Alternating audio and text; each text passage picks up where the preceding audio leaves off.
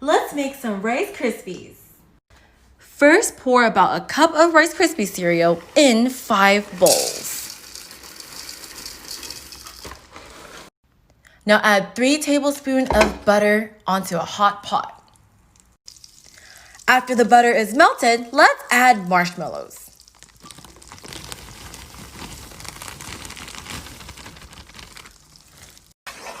Now mix it up.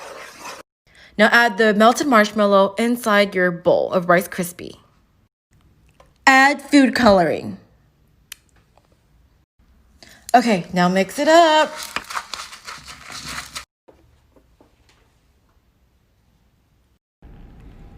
And shape it however you like. All done!